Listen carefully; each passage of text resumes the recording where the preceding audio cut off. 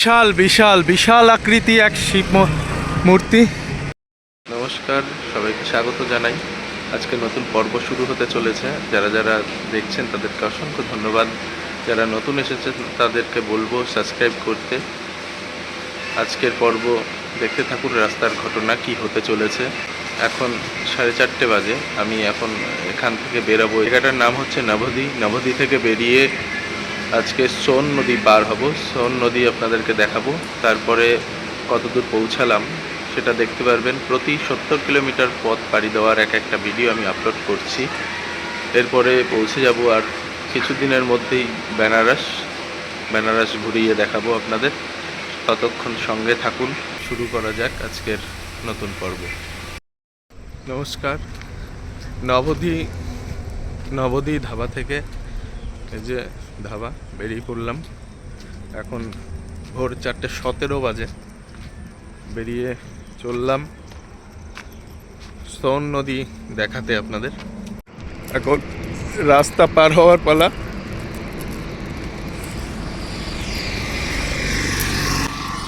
রাস্তা পার হয়ে গেছি। আজকে নিয়ে যাব সোন নদীতে। সোন নদীর বিস্তারিত জানাবো। সোন নদীর উৎপত্তি কোথা থেকে হাঁটা শুরু হয়। তারপরে কিছুটা আসার পরে এরকম রেল লাইন পার হচ্ছি। রেল লাইনটা টপকিয়েই এরকম উঁচু নিচু এবড়ো খেবড়ো জায়গা, সেখান থেকে হেঁটে মেন হাইওয়েতে আবার উঠতে হবে। ততক্ষণ এই রকম পথ। ভোরের আলো ফুটতে শুরু করে। ভোর হয়ে গেছে। হাঁটতে হাঁটতে প্রায় চলে এসেছি যে সোন নদী, সেই সোন নদীর কাছে। সোন নদীর উৎপত্তি হচ্ছে মধ্যপ্রদেশের অনুপপুর জেলার অমরকন্টক মালভূমি থেকে। যেতে যেতে খেয়াল করি রাস্তার সামনে এরকম একটা বিশাল গাড্ডা ব্রিজের পাশে। সেখান থেকে আবার রিটার্ন করতে হয় করে পিছনের রাস্তাটা থেকে আমাকে আবার ওই যে মেন রাস্তাটা দেখা যাচ্ছে এই জায়গাটা ধরতে হয়। এই যে পিছনের গেলাম এখান থেকে। তারপরে আবার ন্যাশনাল হাইওয়ে পাশ থেকেই ছিল, সেখান থেকে সোজা এখন সোন নদীর দিকে যাব। এটা একটা ড্রেন টাইপের, বড় হাই ড্রেন। এখন আসি সোন নদীর বিস্তারিত ঘটনা নিয়ে। রাস্তা দেখাচ্ছি ঠিকই, সোন নদীতে পৌঁছিয়ে সোন নদীর ব্যাপার সমস্ত কিছু দেখাবো। অনেকগুলো ঘোড়া নিয়ে যাচ্ছিল, যত সম্ভব এখানে কোথাও ঘোড়া দৌড়ছিল। নবদ্বীপ মোড় থেকে 4.5 কিলোমিটার রাস্তা আসার পর এই ব্রিজের ওপারে সোননগর, এপাশেও সোননগর। এই সোননগর পার করে প্রায় 1-1.5 কিলোমিটার রাস্তা যাওয়ার পর পাওয়া যাবে সোন নদী। আমি খুব কাছাকাছি চলে এসেছি সোন নদীর। সোন নদী মধ্যপ্রদেশ থেকে উত্তরপ্রদেশ হয়ে বিহারের মধ্যে থেকে বিহারের পাটনা জেলার গঙ্গায় মিশেছে। এটা নবীননগর ভারতীয় রেল বিজলি কোম্পানি লিমিটেড। এখানে রেলের যত কারেন্ট এখানে তৈরি হয়। রাস্তায় বেরোলে এই যে ধুলো, যে পরিমাণে ধুলো হয় একটা গাড়ি গেলে ভাবার নয়।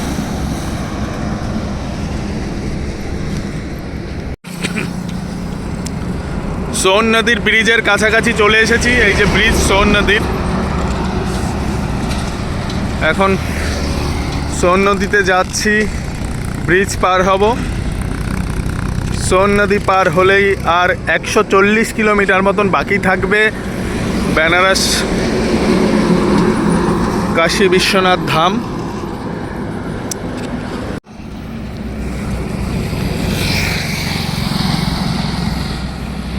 সোন নদীর কাছে আসতেই বুঝলাম এই নদী অন্যরকম। এখানে বালি তোলা হয়, কিন্তু নদীতে সেই পরিমাণে জল, যেটা ভাবনায় ছিল যে প্রচুর পরিমাণে জল থাকবে, সেটা কিন্তু নদীতে একদমই নেই। অথচ এই নদী বিহারের চাষাবাদে প্রচুর উপকার আনে, কিন্তু এখানে জল নেই। বড় বড় ড্যাম রয়েছে কোথাও কোথাও বিহারের, যেখানে জল আটকে রাখা হয়। যে বাঁধগুলো করা হয়েছে, একটা হলো ইন্দ্রা সাগর বাঁধ, আর একটার নাম পানসাগর বাঁধ দেখছেন, নাক বন্ধ করে আছি একরকম, কারণ এত পচা গন্ধ। নদীর দুই ধারে যেমন নোংরা এবং অন্যান্য জন্তু জানোয়ার মেরে বা মরে যাওয়ার পরে এইসব জায়গায় ফেলে রাখা। এই হচ্ছে নদীতে প্রায় মাঝ বরাবর এসে এইটুকু জল দেখতে পাই। ব্রিজটা কিন্তু প্রচুর লম্বা, প্রায় 3 কিলোমিটার নিয়ে ব্রিজ। তার মানে নদীর চওড়া বা দৈর্ঘ্য আপনি বুঝতে পারছেন। আর যারা যারা ভিডিও দেখছেন তারা অবশ্যই একটা লাইক করবেন, জানাবেন ভিডিও কেমন হয়।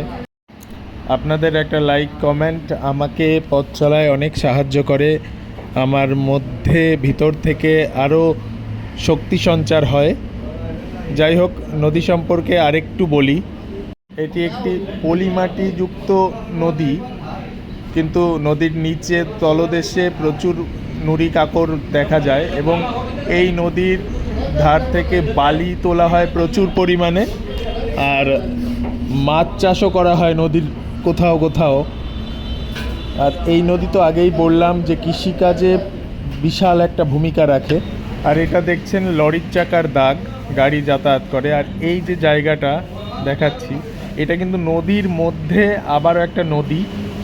মানে ব্যাপারটা কীরকম দেখুন, মানে নদীটা তো কিন্তু এত বড়ই চওড়া, তার মধ্যে থেকেও একটা নদীর মতন রেখা দেখা যাচ্ছে, মনে হচ্ছে শুকিয়ে যাওয়া নদী। আর এই নদীর দৈর্ঘ্য প্রস্থ সম্পর্কে জানলে আরেকটু অবাক হবেন। নদীর মোট দৈর্ঘ্য হচ্ছে 784 কিলোমিটার। নিষ্কাশন এলাকা প্রায় 71,259 বর্গ কিলোমিটার। আর এই যে নদীর ব্রিজ শেষ করলাম, 3.5 কিলোমিটার 3 কিলোমিটার মতন ব্রিজ পার করলাম। পার করে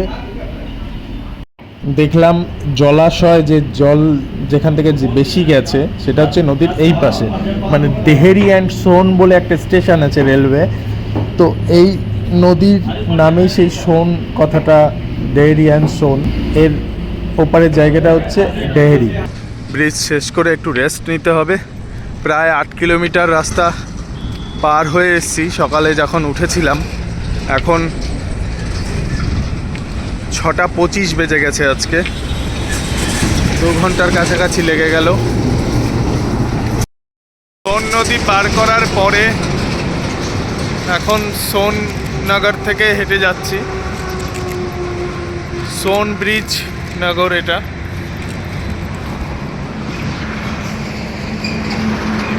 হাইওয়ে। আমি সাইডের রাস্তাটা নিলাম, সার্ভিস রোড। এখন বিশ্রাম নিতে হবে।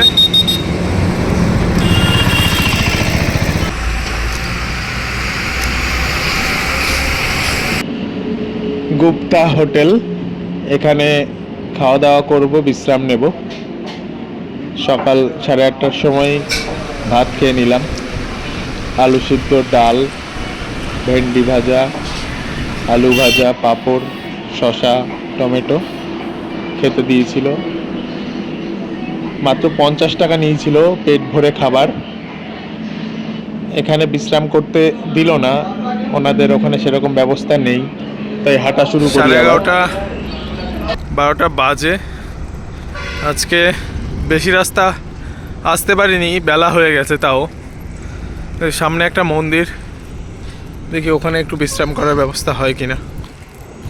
মন্দিরটা পুরোপুরি লক থাকায় ডান দিকে একটা কড রাস্তা পাই, সেই রাস্তা ধরি।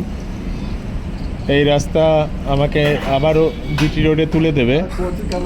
1 কিলোমিটার চলে আসলাম, কোনো জায়গা পাইনি। তবে রোদ্দুরের তেজ একটু কমেছে, জানি না কি কারণ। কিছুটা হেঁটে আসার পরে একটা বাজার দেখতে পেলাম। এখানে এসে একটা দোকান থেকে একটু জল খাই। করবন্দিয়া বাজার। করবন্দিয়া থেকে পার হচ্ছি। सासाराम नगर निगम क्षेत्र में आपका हार्दिक स्वागत है। এদিকে কটা গরু দাঁড়িয়ে রয়েছে, ওদিকে একটা পুরনো মন্দির। এইদিকে আজকে ক্লান্ত হয়ে গেছি। আজকে প্রায় 21 কিলোমিটার মতন রাস্তা চলে এসেছি, কিন্তু তারপরেও কোথাও বিশ্রাম করার মতন জায়গা পাইনি। একটা দোকান পেলাম, স্টল টাইপ। এই যে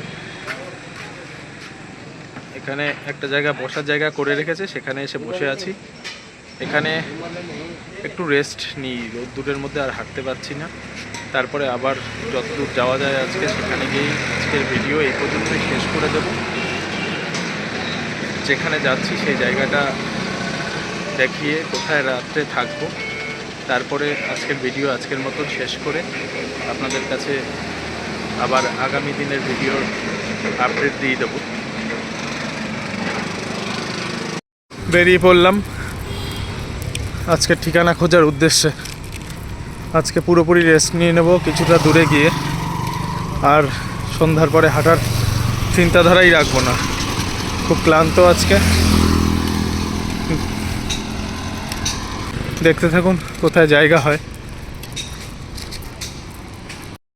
দেখতে দেখতে আর একটা বাজারে চলে আসলাম। এই বাজারটার নাম হচ্ছে আমরাতলা।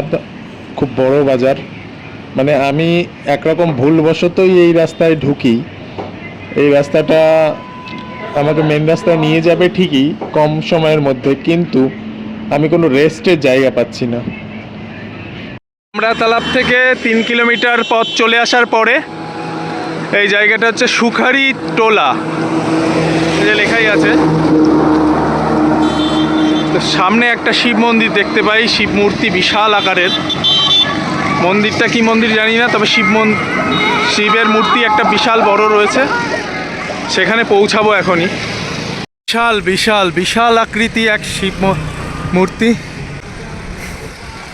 এইটা হচ্ছে পাইলট বাবা তৈরি করেছিলেন এই আশ্রম, এই মন্দির। পাইলট বাবার তৈরি করা এক বিশাল মন্দির। মন্দিরে প্রবেশ করব। এই মন্দিরে প্রবেশ করা এবং সম্পূর্ণ মন্দির বা আশ্রম ঘুরিয়ে দেখানোর আপডেট পরের ভিডিওতে থাকবে। ততক্ষণে ভিডিও দেখতে থাকুন, সাবস্ক্রাইব করুন, ভালো থাকবেন। জয় শুকহরি, রাধে রাধে, হর হর মহা।